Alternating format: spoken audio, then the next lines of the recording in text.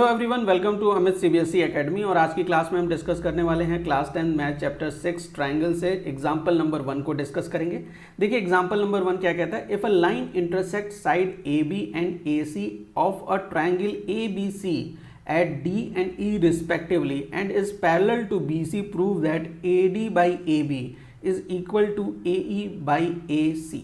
क्या कह रहे हैं क्वेश्चन में कि एक ट्रायंगल है ABC और इस ट्रायंगल ABC को एक लाइन, ठीक है, एक लाइन जो है वो AB साइड को इंटरसेक्ट करती है D पे और वही लाइन AC साइड को इंटरसेक्ट करती है E पे। और ये जो DE लाइन है वो पैरेलल है किसके, BC के। ये हमें क्वेश्चन में गिवन है। तो सबसे पहले जो गिवन है क्वेश्चन में वो लिख लीजिए आप यहाँ पे। गिवन क्या है क्वेश्चन में कि जो DE है वो पैरेलल है किसके, BC के। और आपको प्रूफ क्या करना है, what you have to proof क्या करना है कि जो AD है बाई AB या AD ratio AB is equal to AE ratio AC। ठीक है, ये चीज़ प्रूफ करना है हमें। अच्छा, अगर मैं इस फिगर पे, इस फिगर, ये जो ट्रायंगल का फिगर दिया है, ये आइडियल कंडीशन है कि मैं इस पे बीपीटी थ्योरम यूज़ कर सकता हूँ। क्यों यूज़ कर सकता हूँ? क्योंकि ये जो डीई लाइन है वो बीसी लाइन के पैरेलल है। तो बीपीटी थ्योरम के अकॉर्डिंग जो एडी रेशियो डीबी होगा, ठीक है, याद रखिए कि जो एडी रेशियो डीबी होगा, AD ratio dB, that will be equal to what, AE ratio EC। ठीक है, AE रेशियो EC के बराबर होगा। और ये किसके थ्रू हो रहा है, बीपीटी थ्योरम या थेल्स थ्योरम के अकॉर्डिंग हो रहा है ना। और जरा ये थेल्स थ्योरम को देखिए और जो प्रूव करना है उसको देखिए। यहाँ पे AD है न्यूमरेटर में, यहाँ भी AD है न्यूमरेटर में, यहाँ AE है न्यूमरेटर में, यहाँ भी AE है न्यूमरेटर में। लेकिन जब मैं इस AD के डिनोमिनेटर को देखता हूँ तो यहाँ DB है और यहाँ AB है। देखिए ये जो हमें बीपीटी थ्योरम से आता है, तो यहाँ डिनोमिनेटर में DB है, जो प्रूव करना है वहाँ डिनोमिनेटर में AB है। उसी तरीके से थेल्स थ्योरम के डिनोमिनेटर, इस साइड वाले डिनोमिनेटर में यहाँ EC है, ये वाला पार्ट है, और जो प्रूव करना है वहाँ AC पूरा पार्ट है। तो किसी भी तरीके से मैं अगर इस DB में ये AD ऐड कर दूँ तो मुझे AB मिल जाएगा। ठीक है, देखिए अगर मैं DB में AD को ऐड करूं तो what I will gate AB। ठीक है, उसी तरीके से मैं EC में अगर मैं AE को ऐड कर दूं तो what I am going to get, I will get AC। और यही तो ये दोनों डिनोमिनेटर्स हैं। इसका मतलब मैं इस थ्योरम का यूज़ करके ये चीज़ प्रूव कर सकता हूँ। ठीक है, प्रूव करने के लिए आपको क्या करना पड़ेगा कि इसका रेसिप्रोकल लेना पड़ेगा। आपको DB में ऐड करना है ना AD को, तो आप इसको क्या करेंगे, रेसिप्रोकल ले लेंगे। दोनों साइड को रेसिप्रोकल अगर करेंगे तो आप इसे कैसे लिख सकते हैं, आप इसे लिख सकते हैं DB by AD that is equal to EC by AE लिख सकते हैं। ठीक है, और फर्दर हम क्या करेंगे कि एक बार आपने रेसिप्रोकल ले लिया तो रेसिप्रोकल लेने के बाद आप इन दोनों पार्ट में, मतलब लेफ्ट हैंड साइड और राइट हैंड साइड 1 ऐड कर देंगे। तो DB by AD plus 1 that is equal to EC by AE plus 1। आप पूछ सकते हैं सर 1 क्यों ऐड कर रहे हैं। 1 ऐड इसलिए कर रहे हैं कि जब मैं इसका LCM लूँगा तो 1 LCM लेके जब मैं इसे ऐड करूँगा तो यहाँ DB तो है ही, ये 1 होने की वजह से यहाँ पे AD आ जाएगा। तो DB प्लस AD करना मेरा पर्पज़ है, क्योंकि मुझे क्या चाहिए, AB चाहिए। ठीक है, इसलिए मैंने क्या किया, 1 ऐड किया। जरा LCM ले लीजिए, यहाँ पे LCM लीजिए। LCM इस वाले पार्ट का क्या आएगा, इस वाले पार्ट का LCM आएगा AD।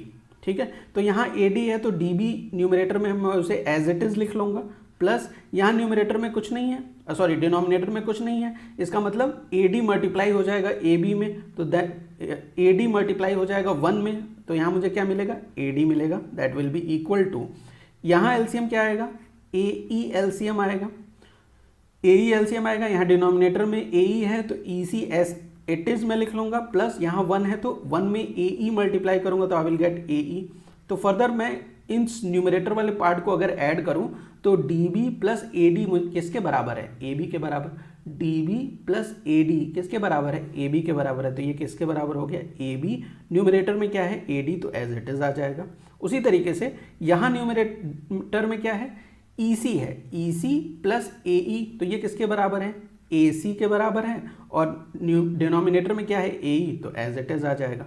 अब मैं चेक करूंगा कि जो मुझे प्रूफ करना है वो मुझे मेरे पास आया है कि नहीं।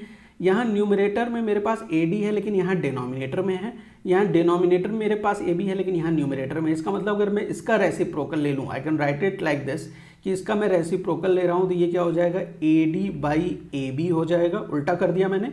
और फिर उसी तरीके से इधर राइट हैंड साइड को भी अगर मैं उल्टा कर दूं तो AE बाई AC हो जाएगा, and this is what I need to prove. तो ये हमने थियल्स थ्योरम या BPT थ्योरम का यूज करते हुए कैसे हमने इसे सॉल्व किया, ये आपको समझ में आ गया होगा। एग्जाम्पल नंबर 2 को सॉल्व करते हैं। देखिए एग्जाम्पल नंबर 2 में क्या गिवन है कि ABCD is a trapezium with AB parallel to DC and E and F are points on non-parallel side AD and BC respectively such that EF is parallel to AB, show that AE by ED is equal to BF by FC। ये एक trapezium given है। इस trapezium में हमें क्या given है कि जो AB साइड है वो DC साइड के पैरेलल है। ये जो AD नॉन पैरेलल साइड है उस पर एक पॉइंट है ये E, और BC जो नॉन पैरेलल साइड है उस पर ये पॉइंट है F। इन्होंने इसको क्या किया है, एक लाइन से ज्वाइन कर दिया है। EF भी एक लाइन है, ठीक है। और ये जो EF है वो किसके पैरेलल है, AB के पैरेलल है। तो जो क्वेश्चन में गिवन है जरा देखिए वो क्या क्या है।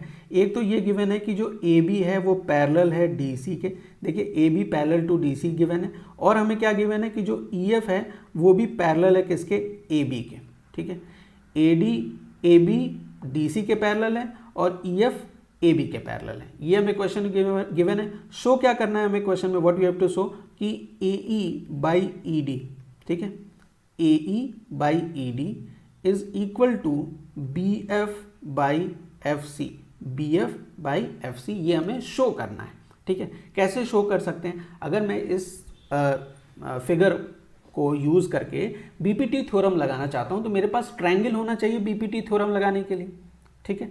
मेरे पास क्या होना चाहिए, ट्रायंगल होना चाहिए BPT थ्योरम लगाने के लिए। और यहाँ पे मुझे कोई ट्रायंगल नहीं दिखाई दे रहा है, इसका मतलब मुझे क्या करना पड़ेगा, कुछ कंस्ट्रक्शन करनी पड़ेगी, तभी मैं यहाँ पे ट्रायंगल बना सकता हूँ। या तो मैं A और C को ज्वाइन कर दूँ, या मैं D और F को ज्वाइन कर दूँ, सॉरी D और B को ज्वाइन कर दूँ, तभी मैं ट्रायंगल बना सकता हूँ। मैंने क्या किया, A और C को ज्वाइन कर लिया, ठीक है, A और C को ज्वाइन कर लिया, ठीक। तो मेरे पास अब एक ट्रायंगल बन गया, देखिए ADC, और BAC भी एक ट्रायंगल बन गया। और ये AEF जो है वो AB के पैरेलल है, और AB जो है DC के पैरेलल है, मतलब ये तीनों लाइन पैरेलल हैं आपस में। तो ये जो अगर एक पॉइंट यहाँ पे मैं इसको G मान ले रहा हूँ तो ये EG भी किसके पैरेलल होगा, DC के पैरेलल होगा कि नहीं। और ये GF जो होगा किसके पैरेलल होगा, वो AB के पैरेलल होगा, ठीक है। बात समझ में आ गई। तो हम यहाँ पे क्या यूज़ कर सकते हैं, BPT थ्योरम का यूज़ कर सकते हैं ये कंस्ट्रक्शन करने के बाद। तो आप यहाँ लिख सकते हैं, पहले तो आप कंस्ट्रक्शन कर लीजिए, कंस्ट्रक्शन लिख लीजिए प्रूव करने के लिए या शो करने के लिए जो कंस्ट्रक्शन कर रहे हैं आप उसको लिख लीजिए। वो कंस्ट्रक्शन क्या है, कंस्ट्रक्शन की ज्वाइन किया हमने, ज्वाइन AC को ज्वाइन किया है ना, एंड AC इंटरसेक्ट क्या चीज़ इंटरसेक्ट करती है, EF को इंटरसेक्ट करता है, EF एट G, ठीक है। ज्वाइन AC एंड AC जो है EF को इंटरसेक्ट कर रहा है G पे। क्लियर है, यहाँ तक तो कोई प्रॉब्लम नहीं है, बात समझ में आ गई। अच्छा, अब हमारे पास दो ट्रायंगल्स हैं, ठीक है, दो ट्रायंगल्स हैं, दोनों ट्रायंगल्स मैं यहाँ पे लिख लेता हूँ। ये एक है ट्रायंगल ADC, और दूसरा ट्रायंगल क्या लिख सकता हूँ मैं, CBA लिख सकता हूँ, ठीक है, CBA या CAB, कोई भी चीज़ समझ सकते हैं आप। मैंने यहाँ पे लिख लिया CAB लिख लिया, ठीक है, किसी भी तरीके से लिख सकते हैं आप। अच्छा, दूसरी चीज़ ये है कि इन दोनों रिजल्ट से, मतलब ये जो गिवन है उन दोनों गिवन से हम ये फाइंड आउट कर सकते हैं कि जो AB अगर DC के पैरेलल है, AB अगर DC के पैरेलल है और EF अगर AB के पैरेलल है, इसका मतलब ये तीनों पैरेलल हैं। तो फ्रॉम 1 एंड फ्रॉम 2, इन दोनों को मैंने किया फ्रॉम 1 एंड 2 से मैं क्या कह सकता हूँ कि जो EF है वो किसके पैरेलल है, वो DC के भी पैरेलल है, ठीक है। फ्रॉम 1 and 2 में ये क्या कह सकता हूँ कि जो EF है वो किसके पैरेलल है, DC के पैरेलल है। ठीक है, यहाँ तक बात समझ में आ गई। अच्छा, अब जरा ये ट्रायंगल देखिए, दोनों ट्रायंगल्स को ध्यान से देखिए। यहाँ पे ADC देखिए, ADC ट्रायंगल है, उसमें एक ये जो साइड मतलब एक ये जो लाइन है EG, क्या वो DC के पैरेलल है? हाँ भाई, EF अगर DC के पैरेलल है तो इस पर एक पॉइंट है ये G, और तब EG भी जो होगा वो DC के पैरेलल होगा। तो आप यहाँ लिख सकते हैं कि EG is parallel to DC, है ना। EG किसके पैरेलल है? DC के पैरेलल है ना। ऐसा रीज़न क्या है? रीज़न क्या है? What is the reason? अगर आप रीज़न लिखना चाहें तो आप यहाँ लिख सकते हैं कि EF is parallel to DC, है ना। EF किसके पैरेलल है? DC के, इसलिए हम कह सकते हैं कि EG पैरेलल है DC के।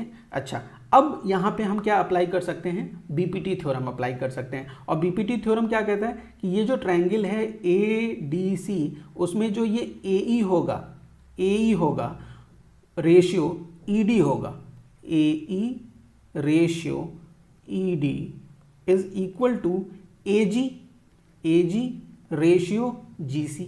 ठीक है, AG रेशियो GC, ये क्या है? बाय बीपीटी थ्योरम, है ना। और इसको हम नाम दे दे रहे हैं थर्ड। ठीक है, थर्ड नाम दे दे रहे हैं। इसी तरीके से CAG को देखिए, CAG को, ठीक है, इसमें भी आप अगर देखें तो जो GF है वो पैरेलल है किसके? AB के। और ऐसा क्यों है? क्योंकि because EF is parallel to AB, है ना। EF क्यों पैरेलल है किसके? AB के, इसलिए ये भी पैरेलल होगा। ठीक, क्लियर है। अब हम इस वाले ट्रायंगल में भी बीपीटी थ्योरम लगा सकते हैं, और बीपीटी थ्योरम लगाएंगे तो इसका मतलब क्या हुआ कि जो ये AG है, AG और AG by GC is equal to what? BF by FC। ठीक है, BF बाय FC, क्लियर है। और इस ये क्या रीज़न है इसका? बीपीटी इसका रीज़न है, बीपीटी थ्योरम लगाया और इसको मैंने नाम दे दिया 4। ठीक है, इस वाले रिलेशन को मैंने क्या नाम दिया? 4 नाम दिया। तो इस थर्ड को देखिए और इस फोर्थ को देखिए, AE by ED is equal to AG by GC, और यहाँ AG by GC is equal to BF by FC। तो फ्रॉम 3 and 4, 3 और 4 से आप क्या कह सकते हैं कि जो AE बाई ED है, देखिए AE by ED is equal to what? यहाँ पे क्या है? BF by FC, BF by FC। और यही चीज़ तो हमें प्रूव करनी थी। ठीक है, तो हमने थेल्स थ्योरम का यूज़ करते हुए, बीपीटी थ्योरम का यूज़ करते हुए यहाँ पे ये चीज़ हमने ईजिली प्रूव कर ली। मूव करते हैं एग्जाम्पल नंबर 3 पे। एग्जाम्पल नंबर 3 को सॉल्व करते हैं। देखिए एग्जाम्पल नंबर 3 में क्या है? इन फिगर 6.16, ये फिगर 6.16 है। इसमें गिवन है कि PS बाई SQ,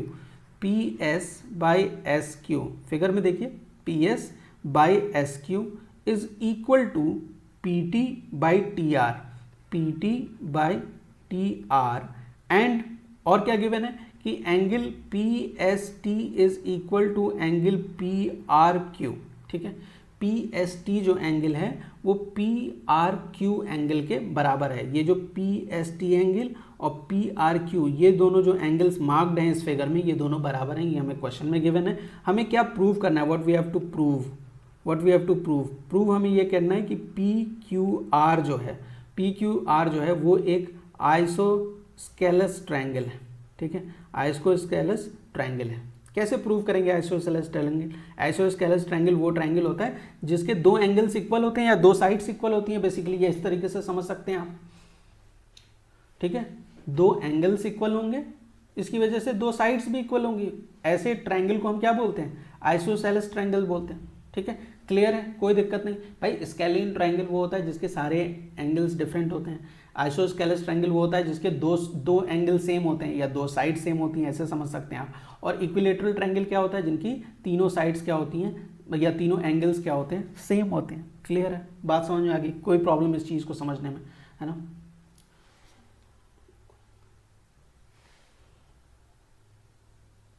ठीक है, समझ गए आप? अच्छा, यही चीज़ प्रूव करनी है तो इसके लिए हम क्या प्रूव कर लें कि हम बात कर रहे हैं PQR ट्रायंगल की, इस बड़े वाले ट्रायंगल की। अगर किसी तरीके से मैं ये प्रूव कर दूं कि ये जो एंगल R है और ये जो एंगल Q है ये दोनों बराबर हैं, ठीक है, एंगल R और एंगल Q बराबर हैं, तो मैं ये प्रूव कर सकता हूँ कि ये एक आइसोस्केलस ट्रायंगल है, क्योंकि उस केस में जो अपोजिट साइड होंगी एंगल के वो भी इक्वल होंगी, है ना, प्रूव हो जाएगा।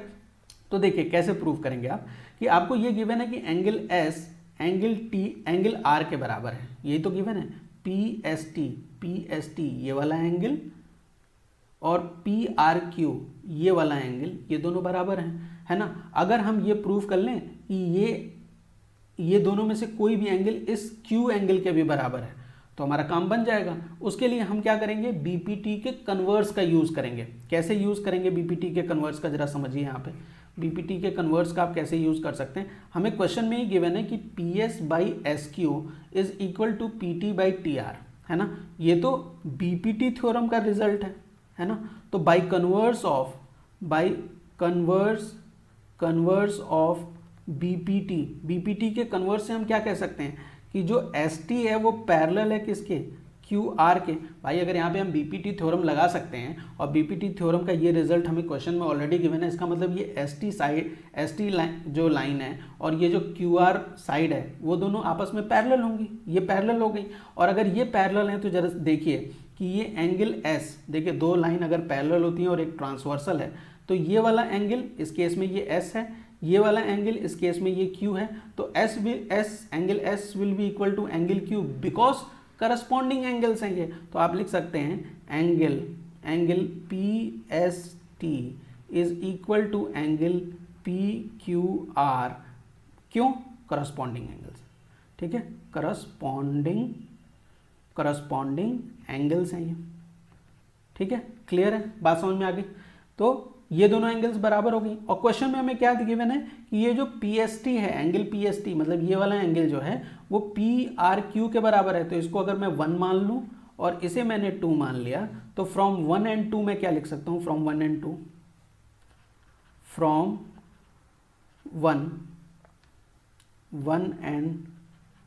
2 मैं क्या कह सकता हूँ कि एंगल PQR, ठीक है, PQR is equal to angle PRQ, ठीक है, PQR is equal to angle PRQ। क्यों कह सकता हूँ, क्योंकि देखिए ये यहाँ पे भी PST है, यहाँ पे भी PST है और ये किसके बराबर है, PQR के बराबर यहाँ है, PRQ के बराबर यहाँ है, तो दोनों से मैं ये कह सकता हूँ कि ये दोनों भी बराबर हैं। अब आपका ये वाला एंगल और ये वाला एंगल बराबर हो गया, तो आप क्या कह सकते हैं इस रिजल्ट से आप क्या कह सकते हैं, what you can say that PQ is equal to PR, है ना, दोनों साइड्स बराबर हैं। क्यों बराबर है, because angle opposite to equal, sorry sides opposite to equal angles हैं ये, sides opposite to equal angles, वो भी क्या होती हैं, इक्वल होती हैं। इसका मतलब ये दोनों साइड PQ और PR साइड अगर इक्वल है तो ये क्या है, triangle PQR is an isosceles triangle. Clear है, कोई प्रॉब्लम एग्जाम्पल नंबर 3 में। तो मिलते हैं नेक्स्ट वीडियो में जहाँ पे हम डिस्कस करेंगे एक्सरसाइज 6.2 को। Thank you for watching.